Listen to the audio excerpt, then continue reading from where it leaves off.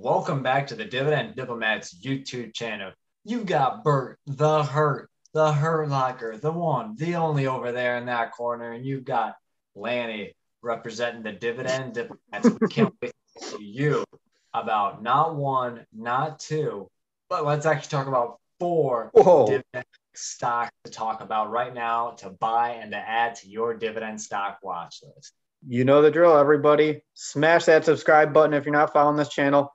Give us a thumbs up so we can continue bringing you some great dividend news and dividend stock watch lists. And guess what? We are trying our best to get to 10,000 subscribers as fast as possible.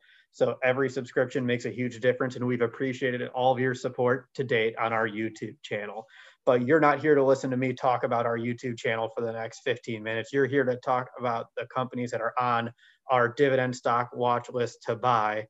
So Lanny, big question for you. How do you go about finding these companies on the watch list? I type in any ticker symbol and just hit buy. No, I obviously use our wonderful Dividend Diplomats Stock Screener. Check out the link. We focus on three simple dividend metrics when we are searching for those dividend undervalued stocks. One being the price to earnings ratio, second being the dividend payout ratio, third being the focus on the history of dividend growth and that dividend growth rate on average. And Bert loves it. I love it. We bring in that bonus metric once these companies pass all the other three metrics, and that is that dividend yield, baby. That's perfect. We've used this methodology for Lanny's done it for a decade. I've done it for almost 9 years as a dividend growth investor. It's helped us build quite the portfolios. Got some of that salt with some pepper there, Lanny. Pepper, baby. Not good out if you get close enough to the camera. People start seeing the salt trickle through. But on that on that note, I think it's time to go in because we are always on the hunt for these undervalued dividend stocks, and we are going to find them despite the fact that the stock market continues to push insane highs. We've, for the last year, been talking about how the S&P 500 PE ratio was at 35x, and that felt like, 5 months ago? Now it crossed the big 40 recently. The stock market is at insane levels, some that I haven't seen in my life. But the good news is we keep digging, we keep searching, and we find these undervalued dividend stocks to continue to buy. And that's why we are so pumped to talk to you about these four companies on the watch list. Reminds me of, the old college commentator or the interview. I'm the S&P 500. I'm 40. Yeah, let's dive into these four undervalued dividend stocks. And it just so happens that I may have already owned all four of these companies.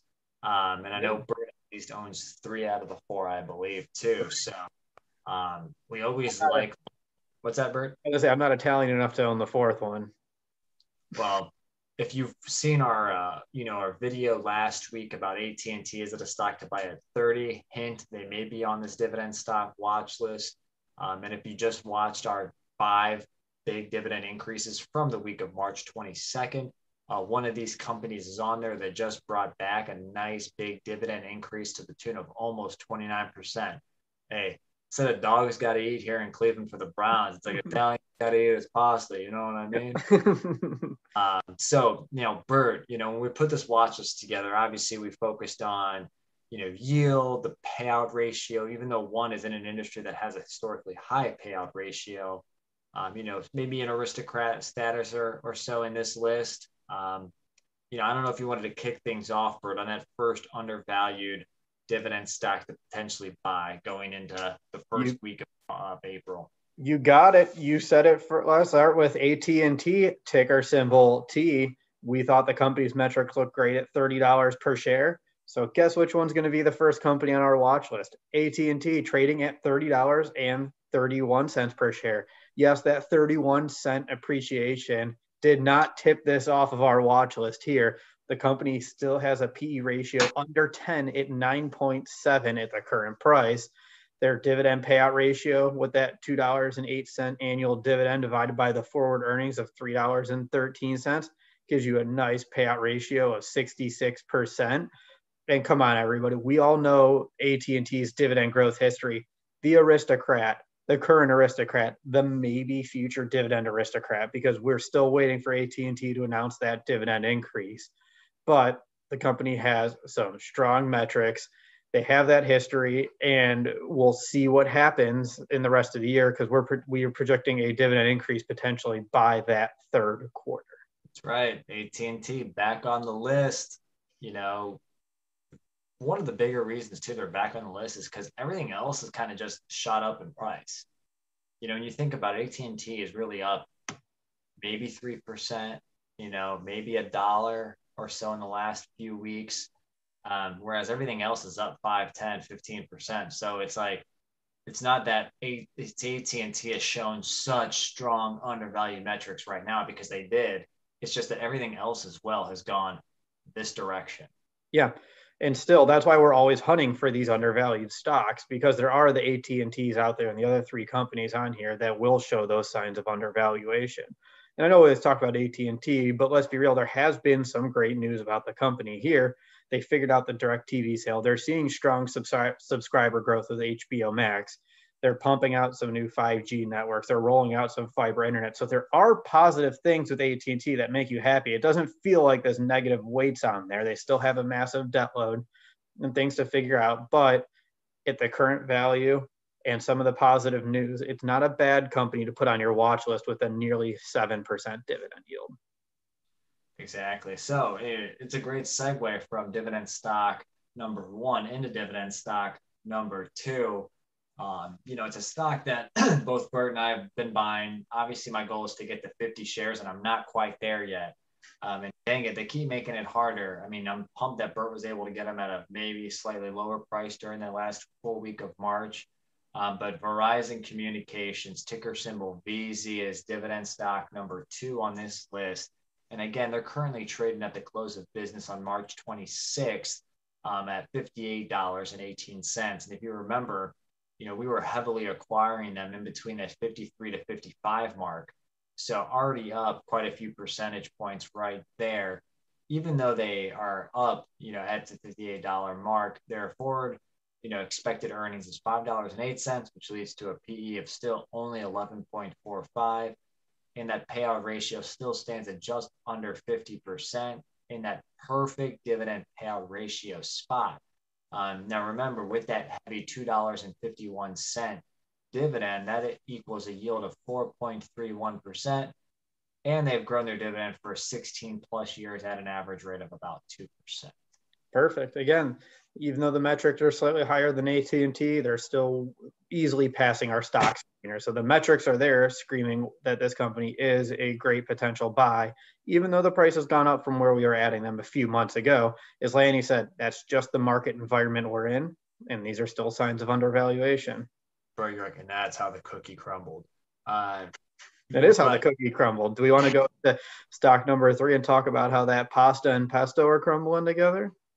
If we recall from our video on Sunday, March 28th, and our 5 dividend increases we talked about, Armanino Foods of Distinction back on the watch list. I mean, they're almost going to pull the rock and say, finally, Armanino Foods is back on the Dividend Diplomats Stock watch list. Now, there are a few reasons why they're back, at least on my watch list here, on our watch list. And ticker symbol AMNF, again, small micro company that had a long-term history of increasing their dividend. Pandemic hit, had to go from 2.75 cents down to 1.75 cents to protect cash flow. They used that extra cash flow to help pay down debt. But they just, as Bert and I discussed, increased their dividend from 1.75 cents up to 2.25 cents. Huge increase. And, Bert, when you look at these metrics, what does Armanino Foods, who makes that basil pesto and other, very nice food and food ingredients, what do their metrics look like? They look terrible. No, I'm kidding. They look great. Their stock price at the time of this video is $2.73. Forward earnings of 18 cents. That gives you a PE ratio. Oh my God, this is terrible. It's 15. That's so much higher than the 40 times the market. I'm kidding. No, not J.D. Briggs, not the covered overalls. Yeah, but their new dividend is 9 cents per share. So that gives you a payout ratio of, oh man, it's terrible. It's perfect. It's a 50.5% payout ratio. Ugh, those metrics aren't looking great at all. Talk about the dividend growth history. You covered it. They are very transparent, even though after that cut, I mean, no one likes to see a cut, but I feel fine about that because management is oddly transparent with what they're doing with their capital structure. So it's great. And you feel very good about owning this Italian company. And then last but not least, the dividend yield. That gives you, we're calculating a yield of 3.3%. So yeah, I see why it's on your watch list very easily. And I was just kidding everybody. The metrics are looking great right now. Metrics are looking great. I mean, obviously they're in the food, restaurant, they're like a hybrid of grocery and restaurant industry. So obviously they probably learned a ton during this pandemic on how to adjust their business model. Yeah, I almost said the S word there. Yeah. So I was about to ask you what you were about to say before ton. But again, with the dividend payout ratio smack dead in the middle, that means that hey, this is kind of like their protective mentality. The forward EPS is actually just based on the last quarter earnings times it by 4 because it's not like analysts are out here reviewing Armanino Foods. You're looking at the two analysts that are covering, We got you covered. Yeah. Diplomat investment research services. So watch out, Morningstar. Yeah. So when you think about Armanino Foods, they're still coming out of the pandemic, and that's the earnings I used was the fourth quarter. So do we think the first quarter, second quarter are more than likely going to be better than that last quarter? Probably. So this could even be a conservative metric on the price to earnings ratio and payout ratio. So Armanino Foods of distinction, pretty excited, 3.3% yield. I currently own like 700 plus shares. It sounds like a lot, but look at the stock price at $2.73. It's not that many shares. Bert, I'm hoping you can join the team here. Yeah, I'll wait till they do that stock split. I think they're a candidate here along with Apple and some of the other people. Yeah, easily. Yeah, Tesla, Apple, and Microsoft, maybe Armanino. You say? Said in Armanino. Put them in there in the stock split. Okay. Yeah, hey, Visa, Lockheed, what are you doing over there? Armanino's trying to make some headway. Yeah. So, Wall Street bets, holler at your boys. Yeah, let's throw some 2 zeros after the 2 there for them, and then we'll start talking. So dividend that was the dividend stock. Let's go on to number 4. This is one I don't think we actually ever talked about this one on our YouTube channel, but we do both own this company. That company, National Grid, ticker symbol NGG, the utility company that shocked them all. In fact, let's hear what you have to say about NGG, Bertie. They're the big old utility company that we love our utility companies for that reason. They have a nice strong yield. Let's run through the metrics. Share price $59.49. Forward earnings $4.22. PE ratio 14.10. You take their annual dividends of $3.13 divided by the forward earnings. That gives you a payout ratio of 74%. A little high, but Lanny teased this earlier in the video. There are some sectors that have higher operating payout ratios than others just based on the nature and the consistent cash flows. That sector is the utility sectors. I'd be shocked if you have very many utility companies that have a below 60% payout ratio. So I see 74. I look at the industry and I still think there's still a lot of room to go before it hits 100%. So overall, not that concerned about it. And then last, let's look. Sorry, after you, Lanny. Say, and just keep in mind that they are based in London, but they have big operations here in the United States, specifically New York, Massachusetts, and Rhode Island. So just to kind of keep that in mind that, they are international, but very domestic. The rare international domestic company. Yeah. Yeah, so their dividend growth rate's a nice, decent 3%. So it's nothing too great, but it's a utility company. So not expecting to be blown away with high dividend growth rates here for these companies. And lastly, their dividend yield, 5.26% at the time we're filming this. So hey, low dividend growth rate, but a high dividend yield. That's the right combination you want to see for this type of company. Typically we like Con Ed, ticker symbol ED. The National Grid just kind of gives you that better yield, and that's using the last 2 semi-annual dividends because they pay it only twice a year. So keep that in mind with this international-based dividend pair, and Bert knows I love those international dividend pairs. Hey, I didn't put it on the watch list this time. It was you. I didn't make you go through this exercise. But they've been steady with over a $3 in total per year per share dividend. So kind of just use the last two semi-annual ones, and yeah, they currently yield over 5%, Bert. Yeah, fantastic. I mean, when you lay the metrics out, they weren't on my radar before you brought them on, but I can see why you have them on the watch list. Another company that checks all the boxes of the stock screener. Can't complain. Yeah, outside a little high on that payout ratio, but again, something that like we're just normal and accustomed to within the industry. Yep. So let's round this up here. Let's recap the four companies: AT&T, Verizon, Armamino Foods of Distinction, and then National Grid, tickers and GG to end it up. So those are the four companies we'll be watching here as we round out March and then head into April, and baseball starts soon. But the question is, here are four companies. What companies are on your watch list? You please let us know what companies are going to be on your mind, what dividend growth stocks are out there. These are 4 of thousands of dividend paying companies. So let us know which ones we didn't include and why you want them on there. Teach us and show us the metrics through our stock screener and prove us wrong for not including them on here. Hey, Bert, hey, take it easy, man. Hey, take it easy. Guys, we almost made it through. We almost made it, but yes. How many of these 4 do you own? As I said earlier, Bert owns the big 3 with AT&T, Verizon, and National Grid. I know he's been looking at AT&T and Verizon as stocks to buy right now.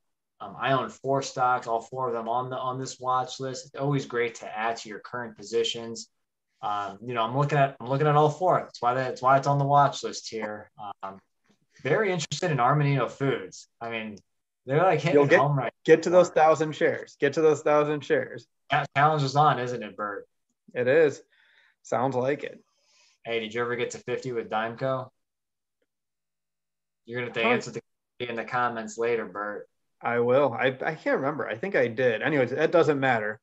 So yeah, leave your comments below, your feedback. Give us a thumbs up if you haven't already. Don't hesitate to subscribe to our channel so you can watch us 2 diplomats go at it in the dividend investing world. Bert, any final comments here? Nope. If you don't subscribe, we're going to be pretty pissed off at you. No, I'm kidding. Thanks again, everybody. We appreciate the support. All right. This is Bert and Lanny from the Dividend Diplomats. Over and out.